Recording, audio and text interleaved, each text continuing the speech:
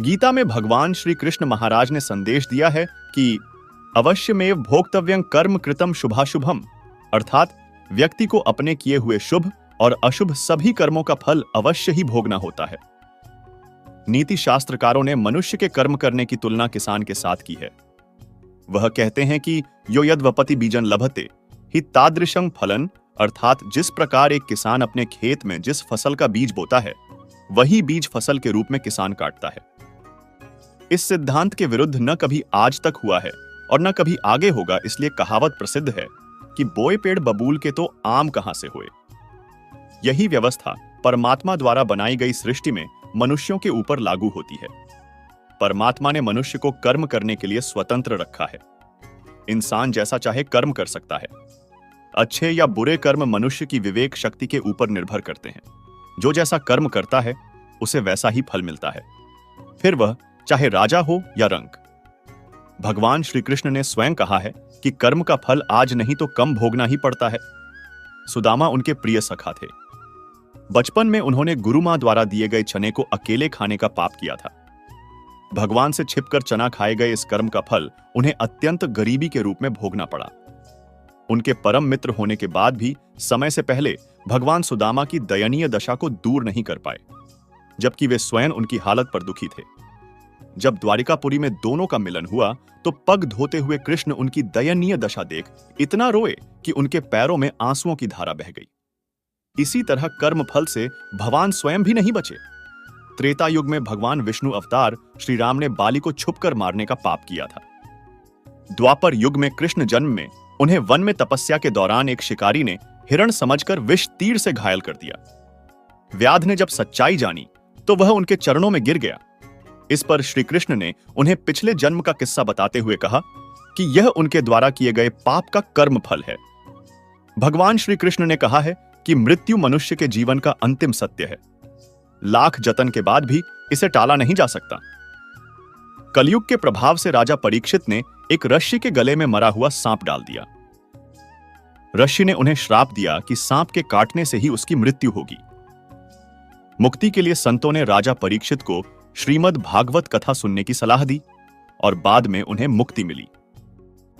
भगवान श्री कृष्ण कहते हैं कि इंसान को द्वारा किए हुए कर्मों का दंड मिलता है।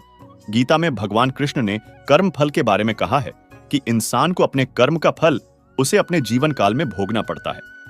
कर्म करते समय सदैव सचेत रहें, क्योंकि कर्म फल कभी पीछा नहीं छोड़ते। दुर्योधन ने एक अबला स्त्री को दिखाकर अपनी जंघा ठोकी थी तो उसकी जंघा तोड़ी गई। दुशासन ने छाती ठोकी तो उसकी छाती फाड़ दी गई। महारथी कर्ण ने एक असहाय स्त्री के अपमान का समर्थन किया तो श्री कृष्ण ने असहाय दशा में ही उसका वध कराया। भीष्म ने यदि प्रतिज्ञा में बंधकर एक स्त्री के अपमान को देखने और सहन करने का पाप किया तो असंख्य तीरों में बिंधकर अपने पूरे कुल को एक एक कर मरते हुए भी देखा। भारत का कोई बुजुर्ग अपने सामने अपने बच्चों को मरते देखना नहीं चाहता, पर भीष्म अपने सामने 4 पीढ़ियों को मरते देखते रहे। जब तक सब देख नहीं लिया तब तक मर भी न सके। यही उनका दंड था। धृतराष्ट्र का दोष था पुत्र मोह, तो 100 पुत्रों के शव को कंधा देने का उन्हें दंड मिला। 100 हाथियों के बराबर बल वाला धृतराष्ट्र सिवाय रोने के और कुछ नहीं कर सका। दंड केवल कौरव दल को ही नहीं मिला था, बल्कि दंड पांडवों को भी मिला था। द्रौपदी ने वरमाला अर्जुन के गले में डाली थी, सो उनकी रक्षा का दायित्व सबसे अधिक अर्जुन पर था। अर्जुन यदि चुपचाप उनका अपमान देखते रहे तो सबसे कठोर दंड भी उन्हीं को मिला। अर्जुन पितामह भीष्म को सबसे अधिक प्रेम करते थे, तो कृष्ण ने उन्हीं के हाथों पितामह को निर्मम मृत्यु दिलाई। अर्जुन रोते रहे पर तीर चलाते रहे। क्या लगता है, अपने ही हाथों अपने अभिभावकों भाइयों की हत्या करने की ग्लानि से अर्जुन कभी मुक्त हुए होंगे क्या? नहीं, वे जीवन भर तड़पे होंगे। यही उनका दंड था। युधिष्ठिर ने स्त्री को दांव पर लगाया तो उन्हें भी दंड मिला। कठिन से कठिन परिस्थितियों में भी सत्य और धर्म का साथ नहीं छोड़ने वाले युधिष्ठिर ने युद्ध भूमि में झूठ बोला और उसी झूठ के कारण उनके गुरु की हत्या हुई। यह एक झूठ उनके सारे सत्यों पर भारी रहा। धर्मराज के लिए इससे बड़ा दंड क्या होगा? दुर्योधन को गदायुद्ध सिखाया था स्वयं बलराम ने। एक अधर्मी को गदायुद्ध की शिक्षा देने का दंड बलराम को भी मिला। उनके सामने उनके प्रिय दुर्योधन का वध हुआ और वे चाहकर भी कुछ न कर सके। उस युग में दो योद्धा ऐसे थे जो अकेले सबको दंड दे सकते थे, कृष्ण और महात्मा बर्बरीक। पर कृष्ण ने ऐसे कुकर्मियों के विरुद्ध शस्त्र उठाने तक से इनकार कर दिया और बर्बरीक को युद्ध में उतरने से ही रोक दिया। लोग पूछते हैं कि बर्बरीक का वध क्यों हुआ? यदि बर्बरीक का वध नहीं हुआ होता तो द्रौपदी के अपराधियों को यथोचित दंड नहीं मिल पाता। कृष्ण युद्ध भूमि में विजय और पराजय तय करने के लिए नहीं उतरे थे। कृष्ण इन अपराधियों को दंड दिलाने के लिए ही कुरुक्षेत्र में उतरे थे। कुछ लोगों ने कर्ण का बड़ा महिमा मंडन किया है, पर सुनिए, कर्ण कितना भी बड़ा योद्धा क्यों न रहा हो, कितना भी बड़ा दानी क्यों न रहा हो, एक स्त्री के वस्त्र हरण में सहयोग का पाप इतना बड़ा है कि उसके समक्ष सारे पुण्य छोटे पड़ जाएंगे। स्त्री कोई वस्तु नहीं कि उसे दांव पर लगाया जाए। कृष्ण के युग में दो स्त्रियों को बाल से पकड़कर घसीटा गया। देवकी के बाल पकड़े कंस ने और द्रौपदी के बाल पकड़े दुशासन ने। श्री कृष्ण ने स्वयं दोनों के अपराधियों का समूल नाश किया। किसी स्त्री के अपमान का दंड अपराधी के समूल नाश से ही पूरा होता है, भले वह अपराधी विश्व का सबसे शक्तिशाली व्यक्ति ही क्यों न हो। सूर्यपुत्र कर्ण महाभारत का एक ऐसा योद्धा था जिसे समझना बेहद मुश्किल है।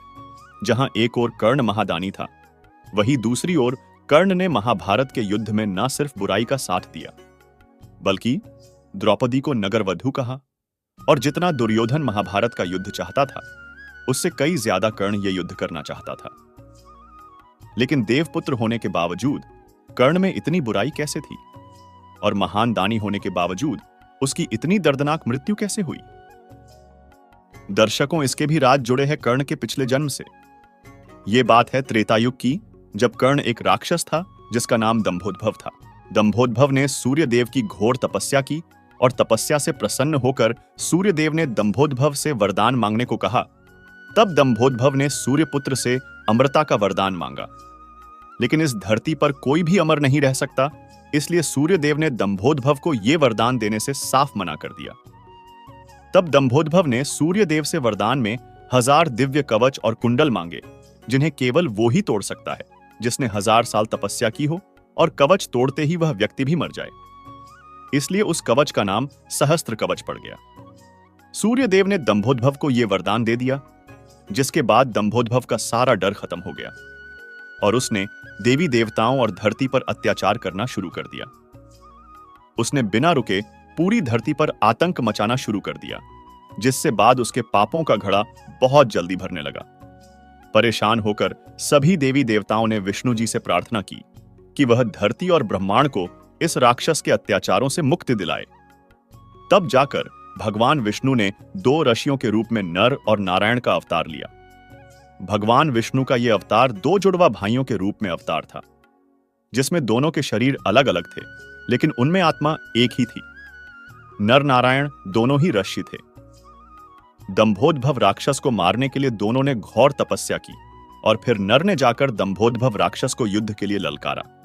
जब दंभोद्भव और नर का युद्ध हो रहा था, तब जैसे ही नर ने दंभोद्भव का सहस्र कवच तोड़, तब वरदान अनुसार नर की मृत्यु हो गई।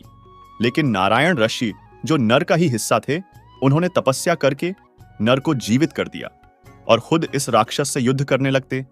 फिर जब वह भी एक कवच तोड़ देते और उनकी भी मृत्यु हो जाती, तब तक नर उन्हें तपस्या करके वापस जीवित कर देते और फिर दंभोद्भव राक्षस से युद्ध करके उनका कवच तोड़ देते।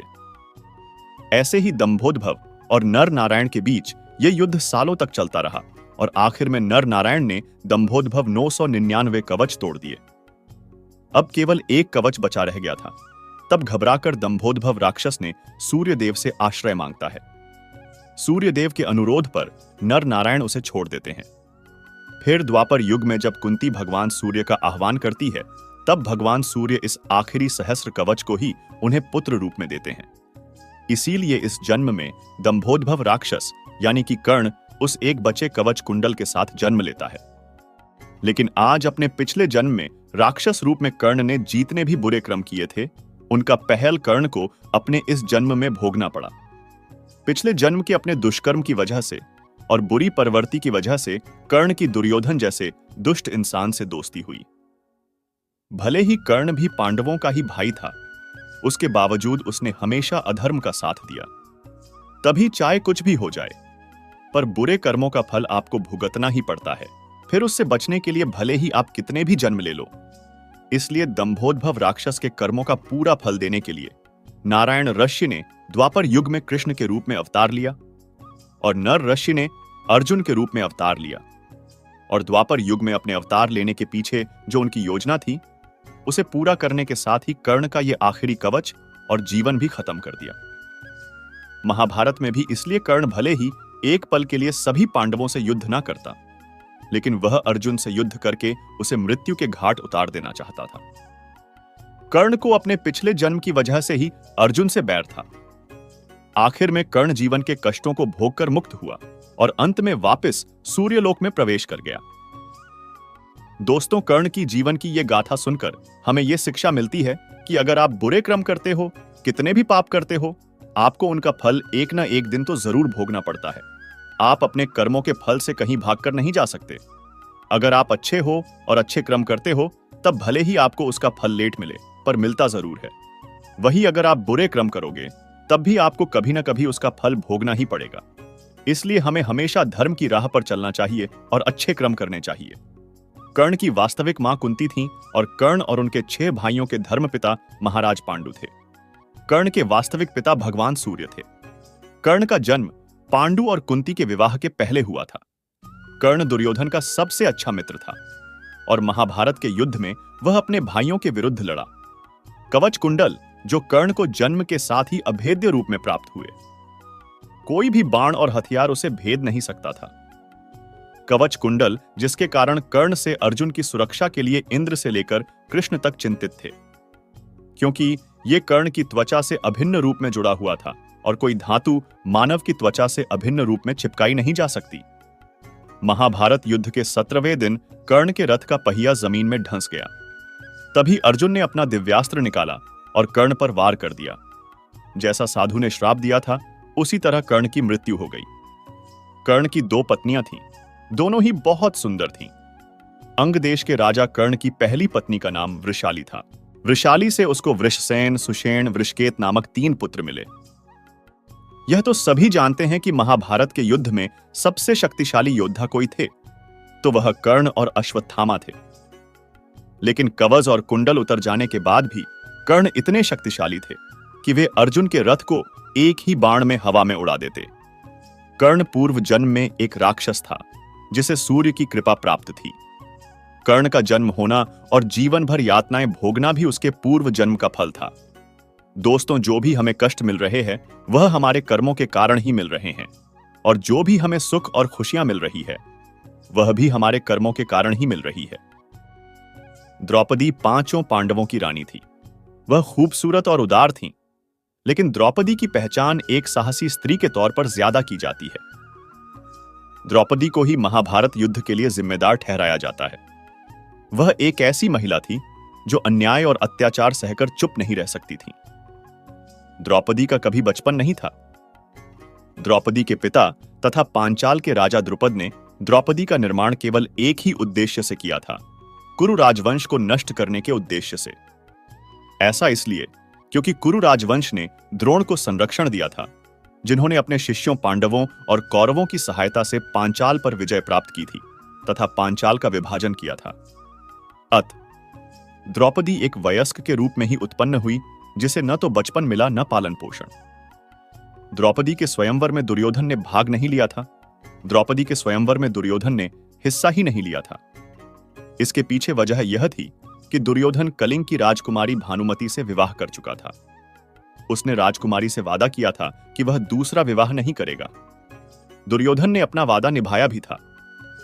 वेद व्यास ने द्रौपदी को उनके बचपन में ही यह बता दिया था कि उनके 5 पति होंगे। द्रौपदी ने वेद व्यास की बात को यह कहकर नकार दिया था कि उनके समाज में जिस स्त्री के 1 से अधिक पति होते हैं, उसे समाज निकृष्ट समझता है और उनके पिता कभी ऐसा नहीं होने देंगे। द्रौपदी का स्वयंवर होते हुए भी असल मायनों में स्वयंवर नहीं था। द्रौपदी के पिता ने यह शर्त रख दी थी कि जो राजकुमार मछली की आंख पर निशाना लगा पाएगा, वहीं राजकुमारी का वरण कर सकेगा। ऐसे में द्रौपदी का वर किस्मत को चुनना था। द्रौपदी का अर्जुन के साथ विवाह तो हो गया, लेकिन उनकी किस्मत में अभी कुछ और ही संयोग लिखा था। अर्जुन जब द्रौपदी को विवाह कर घर लेकर गए तो अपनी मां से कहा कि देखो मां, मैं क्या लाया हुआ। कुंती ने बिना देखे ही अर्जुन को लाई हुई वस्तु को 5 भाइयों में बांटने के लिए कह दिया। बाद में जब उन्हें एहसास हुआ कि अर्जुन कोई वस्तु नहीं बल्कि द्रौपदी को ब्याह करके लाए हैं, तो उन्हें अपनी भूल का अंदाजा हुआ। लेकिन अब मां के वचन को निभाने के लिए द्रौपदी 5 भाइयों की पत्नी बन गई। पुराणों के अनुसार 5 पतियों के बावजूद भी द्रौपदी का कौमार्य आजीवन बना रहा, क्योंकि उन्हें महर्षि वेदव्यास का आशीर्वाद मिला हुआ था। महर्षि वेदव्यास ने ही द्रौपदी का विवाह कराया था। उन्होंने द्रौपदी को वरदान दिया कि जब वह एक भाई से दूसरे भाई के पास जाएगी तो उसका कौमार्य फिर से वापस आ जाएगा। द्रौपदी हर साल दूसरे पति के पास चली जाती थी। इस दौरान किसी दूसरे भाई को द्रौपदी को देखना तक मना था। हर पति के पास जाने से पहले द्रौपदी अग्नि से होकर गुजरती थी, जिससे उनका कौमार्य वापस आ जाता था। द्रौपदी ने 5 पांडवों की पत्नी बनने से पहले एक शर्त रखी थी। द्रौपदी की शर्त थी कि वह किसी और स्त्री के साथ अपनी गृहस्थी कभी साझा नहीं करेंगी। उस समय बहुविवाह प्रथा के बावजूद पांडव इंद्रप्रस्थ में दूसरी पत्नियां नहीं ला सकते थे। हालांकि अर्जुन बाद में द्रौपदी की सहमति से अपनी दूसरी पत्नी सुभद्रा को लाए थे। श्री कृष्ण की सलाह से द्रौपदी ने सुभद्रा को अपने घर में जगह दे दी थी। द्रौपदी 5 पांडवों की पत्नी थी, लेकिन वह अपने 5 पतियों को एक समान प्यार नहीं करती थी। वह सबसे ज्यादा अर्जुन से प्रेम करती थी। लेकिन दूसरी तरफ अर्जुन द्रौपदी को वह प्यार नहीं दे पाए, क्योंकि वह कृष्ण की बहन सुभद्रा से सबसे ज्यादा प्यार करते थे। सभी पांडवों ने द्रौपदी के अलावा भी शादी रचाई, लेकिन द्रौपदी की शर्त के मुताबिक इंद्रप्रस्थ नहीं लाए। द्रौपदी जब किसी एक पांडव के साथ होती थी, तो अन्य पांडव यात्रा कर अपनी दूसरी पत्नियों के पास चले जाते थे। द्रौपदी का जब भरी सभा में चीरहरण कर अपमान किया जा रहा था, तो उन्हें अपने पतियों पर बहुत भरोसा नहीं था। फिर भी उन्होंने मदद की गुहार लगाई। द्रौपदी के अपने 5 पतियों पर भरोसा न करने के पीछे ठोस वजह थी। द्रौपदी का जब जयद्रथ ने अपमान किया था, तब भी पांडवों ने जयद्रथ से अन्याय का बदला नहीं लिया। निर्वासन के आखिरी वर्ष में द्रौपदी का अपमान करने वाले किच्छुक को भी पांडवों ने नहीं मारा, क्योंकि उन्हें अपना भेद खुल जाने का डर था। अब मित्रों, आप भी सोच रहे होंगे कि आखिर द्रौपदी के किस पाप के कारण उसका भरी सभा में चीरहरण हुआ। तो आइए जानते हैं कि द्रौपदी ने कौन सा पाप किया था, जिसके कारण अनेक योद्धाओं से खचाखच भरे हुए हस्तिनापुर के सभा भवन में उसके वस्त्र उतारकर उसे नग्न करने का प्रयत्न किया गया। जब धर्मराज युधिष्ठिर कौरवों से जुआ में अपना सब कुछ हार गए और द्रौपदी को भी दांव पर लगाकर हार गए, तब दुर्योधन ने अपने भाई दुशासन को द्रौपदी को बीच सभा भवन में लाकर उसके वस्त्र उतारने का आदेश दिया।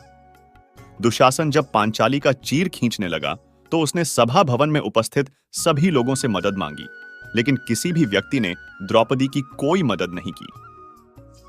अंत में द्रौपदी ने अपने आप को असहाय जानकर उसने भगवान श्री कृष्ण को याद किया और उनसे अपनी लाज बचाने की प्रार्थना की और उनसे पूछा कि हे भक्तवत्सल, आप तो कहते हो कि मानव को अपने पाप और पुण्य कर्मों का ही फल उसका मान और अपमान कराता है। तो हे करुणा निधान, मैंने कौन सा ऐसा पाप कर्म किया है जिसके कारण आज अनेक महारथियों से भरी राज्यसभा में सबके सामने मेरा चीरहरण हो रहा है। तब भगवान ने द्रौपदी को उसके पूर्व जन्म का स्मरण कराया। कथा के अनुसार अपने पूर्व जन्म में द्रौपदी एक राजकुमारी थी। एक दिन जब द्रौपदी अपनी सखियों के संग गंगा स्नान के लिए जा रही थी, तो उसने देखा कि गंगा में एक संत स्नान कर रहे थे और उनके अंग वस्त्र गंगा के किनारे रखे हुए थे।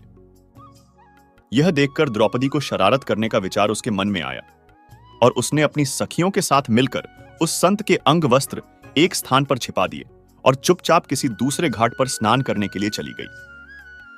स्नान करने के पश्चात अपनी सखियों के साथ हंसते हुए और आमोद प्रमोद करते हुए द्रौपदी अपने महल को चली गई। इधर जब संत गंगा स्नान करने के उपरांत जल से बाहर आए, तो अपने वस्त्र गंगा तट पर ना पाकर परेशान हो गए और इधर उधर खोजने लगे। बहुत खोजबीन के पश्चात संत को अपने अंगवस्त्र एक जगह छिपे हुए मिल गए।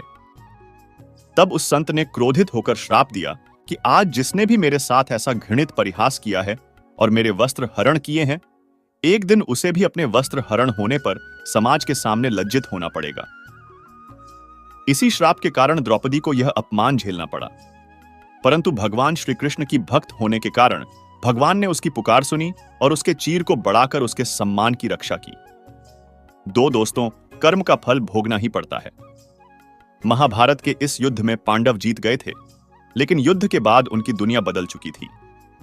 धर्मराज युधिष्ठिर और सर्वश्रेष्ठ धनुर्धर अर्जुन सहित कई योद्धाओं ने इस युद्ध में छल कपट का सहारा लिया। महाभारत के युद्ध के बाद सभी मृत परिजनों और रिश्तेदारों का तर्पण करने के बाद पांडव 1 महीने तक गंगा तट पर रहे। धर्मराज युधिष्ठिर को देखने और उन्हें सांत्वना देने के लिए कई महान ऋषि और संत के आने जाने का क्रम लगा हुआ था। इसी बीच नारद ऋषि भी युधिष्ठिर के पास गए और युधिष्ठिर की मनस्थिति के बारे में पूछा। नारद ने युधिष्ठिर से प्रश्न करते हुए कहा कि हे युधिष्ठिर, अपनी भुजाओं के बल और भगवान कृष्ण की कृपा से आपने इस युद्ध में विजय प्राप्त कर ली। क्या पापी दुर्योधन को परास्त करने के बाद तुम प्रसन्न नहीं हो? मुझे आशा है कि शोक और विलाप आपको नहीं सता रहे हैं। युधिष्ठिर ने उत्तर दिया कि वास्तव में मैंने कृष्ण की कृपा, ब्राह्मणों के आशीर्वाद और भीम और अर्जुन की शक्ति के आधार पर इस युद्ध को जीत लिया है। फिर भी एक गहरा दुख है जो आज भी मेरे दिल में बैठा है। मुझे लगता है कि मेरे अपने लोभ के कारण ही इतना बड़ी संख्या में स्वजनों का वध हुआ है। पुत्र अभिमन्यु की मृत्यु पर द्रौपदी का विलाप देख मैं जीत को हार मानता हूं। युधिष्ठिर ने कहा, इन सभी योद्धाओं के वध के बाद मुझे पता चला कि कर्ण मेरा भाई था। उनका जन्म सूर्यदेव और मेरी मां कुंती के मिलन से हुआ था। उन्हें सारी दुनिया राधा का पुत्र मानती थी, लेकिन वास्तव में वह मेरी मां के सबसे बड़े पुत्र थे। मैंने अनजाने में उन्हें मार दिया। यह बात मुझे अंदर से खाए जा रही है। न तो अर्जुन और ना ही भीम, ना ही दोनों छोटे भाई जानते थे कि कर्ण हमारे सबसे बड़ा भाई हैं। हालांकि कर्ण जानते थे कि हम उनके छोटे भाई हैं। उन्हें इस बात की जानकारी भगवान कृष्ण और मेरी मां ने दी थी। दुर्योधन के साथ उनके घनिष्ठ संबंधों के कारण वह हमारे पक्ष में नहीं आ सके। हालांकि उन्होंने हमारी जान नहीं लेने के लिए वचन दिया था। अगर मेरे पास अर्जुन और कर्ण दोनों होते तो मैं दुनिया को जीत सकता था। ये कहते हुए युधिष्ठिर भावुक हो गए और उनके आंसू बहने लगे। तभी उनकी मां कुंती आगे आई और अपने पुत्र से बोली, युधिष्ठिर, इस तरह से शोक मत करो। मैंने पहले कर्ण को आपके साथ उसके रिश्ते के बारे में बताने की कोशिश की थी। सूर्यदेव ने भी उससे बात की। हालांकि अपनी घनिष्ठ मित्रता के कारण कर्ण ने दुर्योधन का साथ नहीं छोड़ा। मां कुंती की सांत्वना की बातें सुनी तो युधिष्ठिर अपने क्रोध और शोक को शांत नहीं कर सके। धर्मराज युधिष्ठिर ने अपनी मां कुंती से कहा कि आपने इतनी बड़ी बात छिपाकर हमें अपने ज्येष्ठ भ्राता का हत्यारा बना दिया। युधिष्ठिर ने क्रोध में आकर अपनी मां कुंती के साथ समस्त नारी जाति को श्राप देते हुए कहा, मैं आज समस्त नारी जाति को श्राप देता हूं कि वे अब चाहकर भी कोई बात अपने हृदय में छिपाकर नहीं रख पाएंगी। महाभारत में उल्लेख किया गया है कि भीष्म पितामह ने अपनी सौतली माता को वचन दिया था कि वह आजीवन अविवाहित रहेंगे और ब्रह्मचर्य का पालन करेंगे। अपने इस वचन का पालन भीष्म पितामह ने तमाम उम्र किया, लेकिन पूर्व जन्म में भीष्म पितामह विवाहित थे और अपनी पत्नी के कहने पर एक ऐसा पाप कर बैठे जिसका दंड उन्हें अगले जन्म में भीष्म बनकर भुगतना पड़ा। कथा है कि भीष्म पितामह का जन्म एक शाप के कारण हुआ था जो उनको अपने पूर्व जन्म में मिला था। अपने पूर्व जन्म में भीष्म एक वसु थे जिनका नाम द्यौ था। इसी जन्म में पत्नी की एक जिद मानने के कारण उन्हें भयानक शाप मिला था जिसका अंत महाभारत के युद्ध में हुआ था।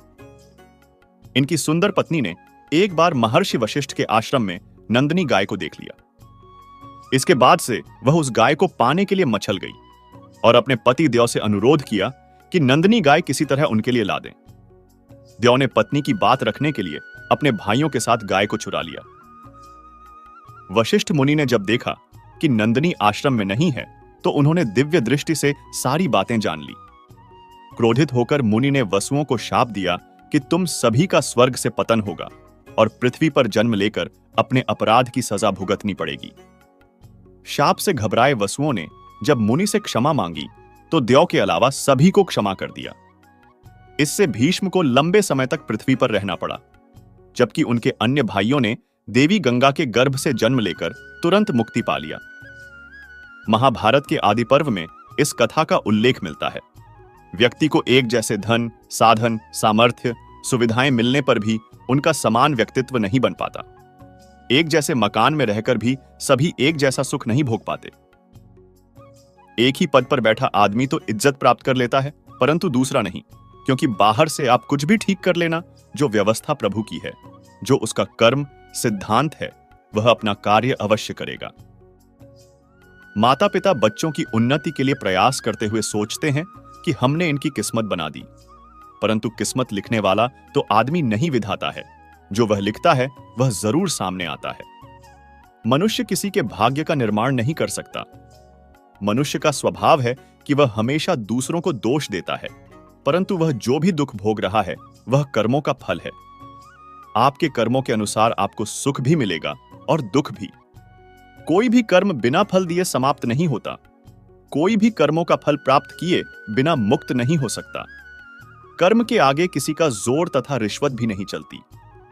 कर्म एक स्वतंत्र सत्ता है और जीव को प्राणियों को कर्म करने का स्वतंत्र हक है, और कर्म फल भी कर्म स्वभाव से ही प्राप्त होता है। कर्म का फल कोई परमात्मा नहीं देता। व्यक्ति जो करता है वही उसे मिलता है। अच्छे कर्म करता है तो अच्छा फल मिल जाता है, बुरे कर्म करता है तो बुरा फल मिल जाता है। पक्का हुआ आम कभी कड़वा नहीं हो सकता, वो सदैव मीठा ही रहता है। इसी प्रकार से अच्छे कर्म का फल हमेशा सुखदायी होता है। इसलिए हमें सर्वदा अच्छे कर्म, श्रेष्ठ कर्म, उत्तम कर्म, जिसमें आत्मा को सुख हो, आत्मा की मुक्ति हो और सर्वजन के लिए हितकारी हो, ऐसा श्रेष्ठ कर्म सदैव करना चाहिए। प्रभु महावीर इस संदर्भ में कहते हैं कि आत्मा स्वयं करता है, स्वयं भोगता है। आत्मा स्वयं मित्र और स्वयं शत्रु है। इसी बात को कर्म योगी श्री कृष्ण कहते हैं कि कर्म करते जाओ, फल की इच्छा मत करो। अच्छे बुरे कर्मों का फल तुम्हें स्वयं ही मिलेगा। इसी बात को भगवान बुद्ध कहते हैं कि अच्छे कर्मों का परिणाम अच्छा ही होता है और बुरे कर्मों का परिणाम बुरा ही होता है। संत ने कहा कि व्यवहारिक दृष्टि से भी कोई मनुष्य मदिरा पीने का कर्म करता है तो मदिरा पीने का परिणाम उस मनुष्य को मिलता है। इसके विपरीत कोई व्यक्ति शहद पीने का कर्म करता है तो उसकी जिह्वा मीठी हो जाती है। ठीक इसी प्रकार से सब कर्मों का अपना स्वभाव है। वह अपने कार्य अनुसार, कर्मानुसार अपना स्वभाव छोड़ता है। भगवान श्री कृष्ण ने गीता में बताया है कि बुरे कर्मों का त्याग करना चाहिए तथा अच्छे कर्म सदैव करने चाहिए। अच्छे कर्म करने पर भी अभिमान नहीं रखना चाहिए। उन्होंने कहा कि निरपेक्ष भाव से अच्छे श्रेष्ठ कर्म सदैव करने पर परमात्मा की प्राप्ति होती है। संसार के प्रत्येक प्राणी को अपने कर्मों का फल भोगना ही पड़ता है। इससे मुक्ति कभी नहीं मिलती है। यह बात और है कि किस कर्म का फल कब मिलता है। जो कर्म ज्यादा होते हैं उसे बाद में तथा जो कम होते हैं उसे पहले भोगने को मिलता है। वैसे इसका कोई एक ही पैमाना ना होकर परिस्थिति तथा दैवी कृपा से निर्धारण होते देखा या सुना गया है। मनुष्य अपने जीवन में जैसे जैसे कर्म करता जाता है वैसे वैसे ही उसके जीवन का निर्माण होता जाता है, परंतु परमात्मा ने मनुष्य को केवल कर्म करने की स्वतंत्रता दी है। कर्म फल व्यवस्था परमात्मा के अधीन है। जैसे कर्म किए हैं वैसा ही फल मिलेगा। यह निश्चित है क्योंकि परमात्मा न्यायकारी है।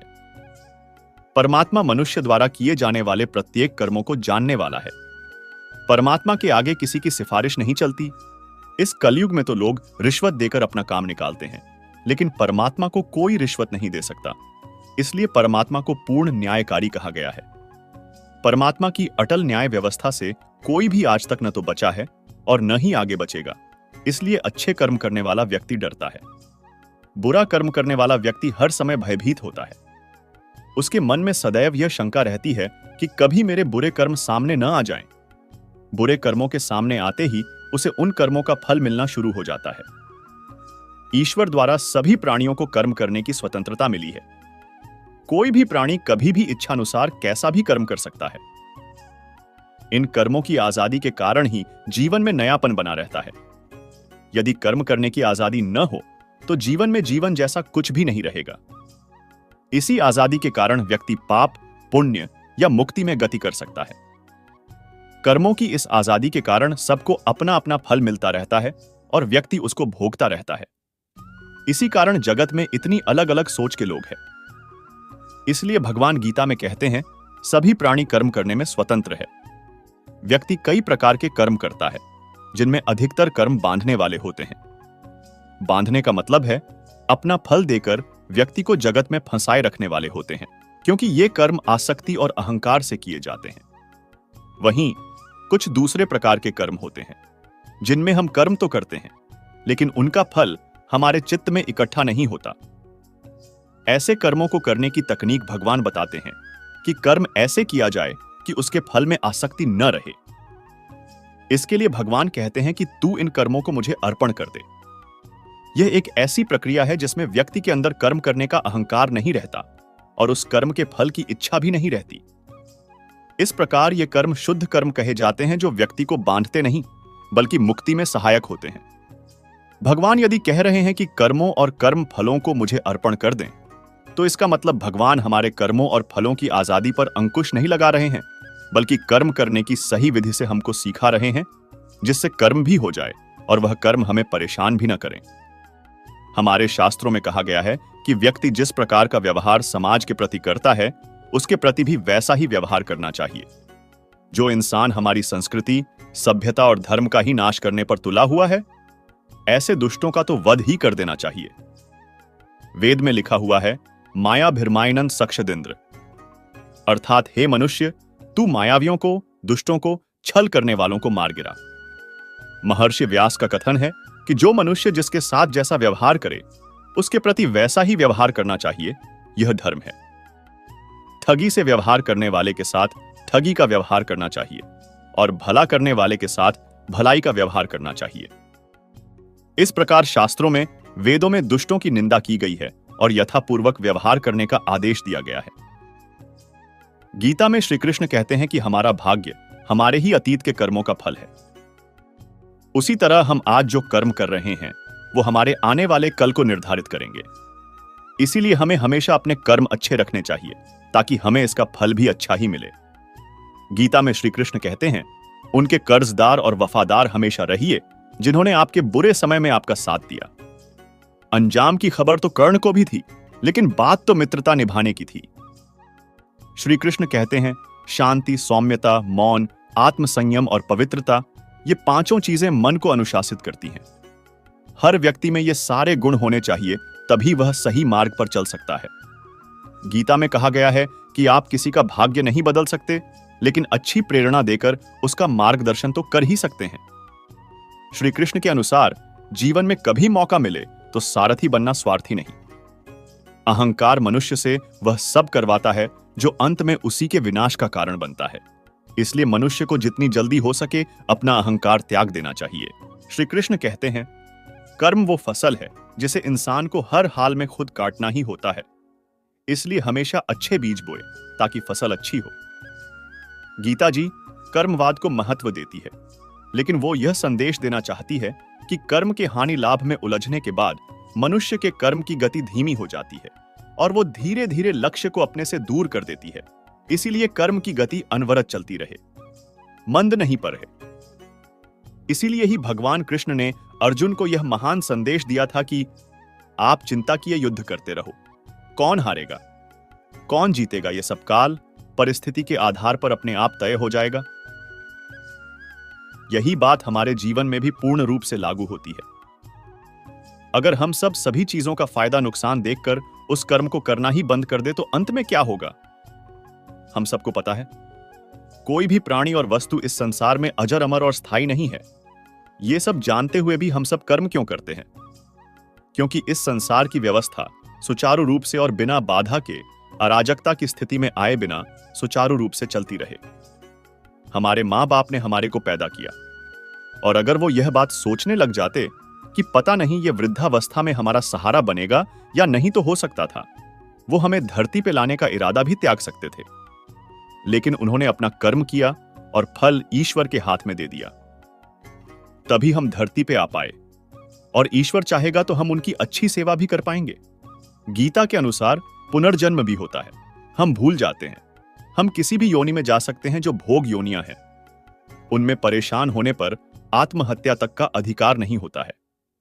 एक बैल कितना भी परेशान हो जाए, वह अपनी मर्जी से मर भी नहीं सकता। जो भी किया है भोगना ही होगा। किसी ने बहुत अद्भुत बात कही है कि अगर आंखें सचमुच हमेशा के लिए बंद होने से पहले खुल जाएं, तो जिंदगी सुधर जाती है। दोस्तों, अगर हम कुछ कर्म ही नहीं करते तो हमारा जीवन ही व्यर्थ है, और हम मेहनत से काम करेंगे तो उसका फल जरूर मिलेगा। दोस्तों, मेहनत ही सफलता का शॉर्टकट है, कोई अन्य शॉर्टकट नहीं है। तुम्हें मेहनत करनी होगी, मेहनत करनी ही होगी। आपको ईमानदारी से प्रयास करने होंगे। अगर आप कहते हैं कि परिणाम अच्छा नहीं आया, तो आपको खुद से पूछना होगा कि क्या हमारे प्रयासों में कोई कमी है। दोस्तों, पुराणों में कहा गया है कि जो कुछ भी हमें मिलता है, माता पिता, भाई बहन, पति पत्नी, बहू बेटे, यह सब हमारे पिछले जन्म के आधार पर ही मिलते हैं। लोगों से इस जन्म में हमारा रिश्ता है। यह वही लोग हैं जिससे हमारा कभी ना कभी कोई रिश्ता जरूर था, कोई हिसाब किताब था, जिसे पूरा करने के लिए भगवान हमें धरती पर भेजते हैं। दोस्तों, एक बार किसी गांव में एक किसान अपने परिवार के साथ रहता था, और उसकी पत्नी और वह बहुत ही नेक विचारों के इंसान थे। उनकी एक बेटी भी थी जो कि अपाहिज थी। किसान और उसकी पत्नी दोनों ही अपनी पुत्री को अपाहिज देखकर बहुत दुखी रहते थे। उन्होंने अपनी बेटी के पांव का इलाज भी करवाया, परंतु कोई फायदा नहीं हुआ। इसीलिए किसान और उसकी पत्नी दोनों अपनी बेटी की सेवा करते थे। उसके पैरों की मालिश करते हैं, उसे अपने हाथ से खाना खिलाते थे। किसान यह सोचकर परेशान रहता था, उसके बाद उसकी बेटी का क्या होगा, उसका ध्यान कौन रखेगा। किसान के गांव के पास दूसरे गांव में एक प्रसिद्ध संत महात्मा रहते थे। किसान अपनी पत्नी के साथ उन संत महात्मा की सेवा करने जाते थे और उनके उपदेश सुनते थे, और वहां पर आए हुए लोगों की सेवा करते थे।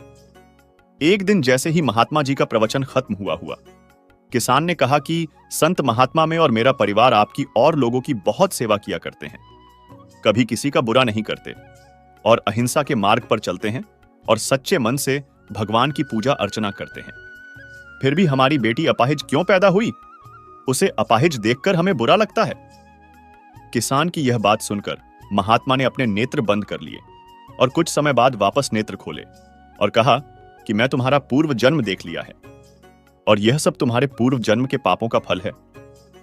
पूर्व जन्म में तुम अपनी पत्नी और बेटे बहू के साथ रहते थे। तुम्हारा बेटा नगर के बाहर राजा के यहां नौकरी करता था, और पिछले जन्म में जो तुम्हारी बहू थी वही अब तुम्हारी बेटी है भाई। तुम्हारे घर में एक दुधारू गाय भी थी जिसकी तुम बहुत सेवा करते थे, लेकिन अपनी बहू के साथ तुम्हारा व्यवहार बहुत गलत था। तुम सदा अपनी बहू को बहुत परेशान करते थे और उसे खरी खोटी सुनाते थे। तुम्हारी बुरी बातें सुनकर तुम्हारे बहू बहुत परेशान थी, लेकिन फिर भी वो कुछ भी नहीं बोलती थी। एक बार की बात है, वो इतनी सहेली के साथ मेला देखने चली गई थी। वापस आने पर तुमने गुस्से से एक डंडा उसकी तरफ फेंका, जिससे उसके पैर की ही हड्डी टूट गई और वह एक पैर उठाकर चलने लग गई, और पूरे जन्म में वह परेशान ही रही। लेकिन फिर भी वो कुछ नहीं कहती थी। इस जन्म में तुम्हारी बेटी तुम्हारी वही बहू है, झूठ, जो अपना हिसाब पूरा करने के लिए आई है। जैसे तुमने उसे उस जन्म में रुलाया था, वह इस समय में तुम्हें रुला रही है। हालांकि तुमने गाय की सेवा की थी, जिसके कारण तुम्हें इस जन्म में बुद्धि निर्मल मिली है, तुम्हारा ज्यादा बुरा नहीं हुआ। तुम्हें अपने कर्मों की ही सजा मिली है, इसलिए हमेशा अच्छे और नेक कर्म करने चाहिए। कर्म का फल हर पल हमें मिलते रहता है, क्योंकि एक एक सांसों में हमारे साथ जो घटना घटित हो रही है, वह हमारे कर्मों का परिणाम ही है।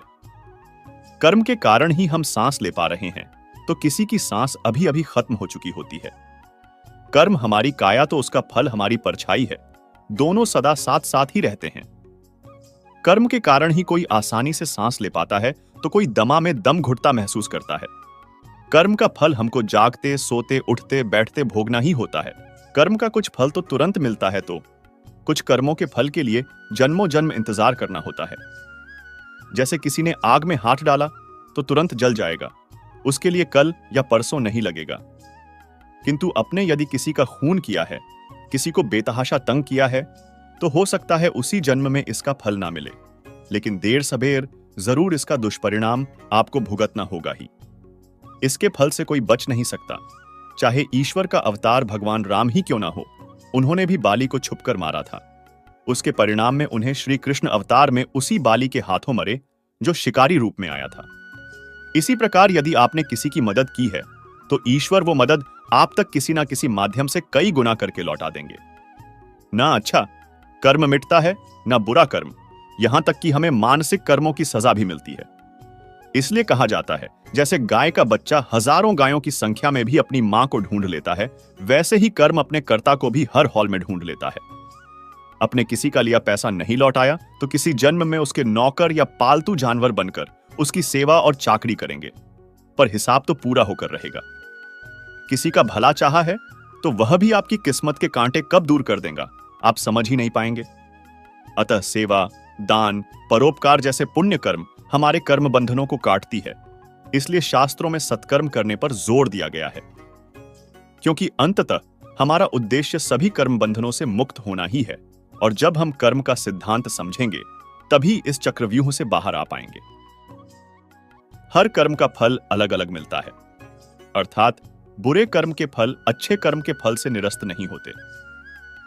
कुछ कर्मों जैसे दैनिक दिनचर्या के कर्मों के फल तो साथ के साथ ही मिल जाते हैं, परंतु कुछ कर्मों के फल संचित हो जाते हैं और कुछ समय पश्चात इसी जन्म में या आने वाले जन्मों में प्रारब्ध के रूप में मिलते हैं। वर्तमान में किए जा रहे कर्म क्रियमाण कर्म कहलाते हैं। ऐसे क्रियमाण कर्म जिनके फल साथ के साथ नहीं मिलते वे संचित कर्म कहलाते हैं, और संचित कर्म प्रारब्ध के रूप में विभिन्न योनियों में भोगे जाते हैं और क्रमशः निरस्त होते जाते हैं। सबसे अंत में जीव पुनः बचे हुए कर्मों को प्रारब्ध के रूप में लेकर मनुष्य योनि में आता है। अन्य योनियों और मनुष्य योनि में यह अंतर है कि जबकि अन्य योनियों में जैसे जैसे कर्म भोगे जाते हैं वे निरस्त होते जाते हैं, परंतु मनुष्य योनि में प्रारब्ध कर्म भोगे जाने पर निरस्त तो होते हैं, परंतु हर भोगे जाने वाला कर्म नए कर्म पैदा करता जाता है। दरअसल मनुष्य योनि में भोगे जाने वाला कर्म प्रारंभ में क्रियमाण कर्म होता है, जो फिर संचित और प्रारब्ध कर्मों का स्रोत बनता है। इस प्रकार यह चक्र युग युगांतरों तक चलता रहता है, जब तक जीव को मोक्ष की प्राप्ति नहीं हो जाती, अर्थात जब तक वह जन्म मरण के चक्र से छूट नहीं जाता। संक्षेप में मोक्ष का भी जिक्र कर लेते हैं, क्योंकि मोक्ष भी तो हमारे द्वारा किए जाने वाले कर्मों के तरीके पर निर्भर होता है। जब जीव मनुष्य के पाप और पुण्य दोनों प्रकार के कर्मफल शून्य हो जाते हैं तो वह मोक्ष का सुपात्र बन जाता है। गीता में और ब्रह्म विद्या शास्त्र में कहा गया है कि जब हम कर्म निष्काम भाव से करते हैं तो हमें उन कर्मों के फलों को भोगना नहीं होता। इसका यह अर्थ निकलता है कि मनुष्य योनि में यदि हमारे प्रारब्ध के कर्मों को भोगने का तरीका निष्काम होगा तो प्रारब्ध के कर्म तो निरस्त हो जाएंगे, परंतु नए कर्म नहीं मिलेंगे, अर्थात न संचित होंगे और न ही नया प्रारब्ध बनेंगे। निष्काम कर्म अर्थात स्वयं को परमेश्वर का दास समझते हुए परमेश्वर के वचनों के अनुसार अपने कर्तव्य निभाना, परंतु उनके फल की इच्छा न रखना। तो दोस्तों, ऐसे ही वीडियो और पाने के लिए हमारे चैनल को सब्सक्राइब करें और वीडियो को लाइक करें। धन्यवाद।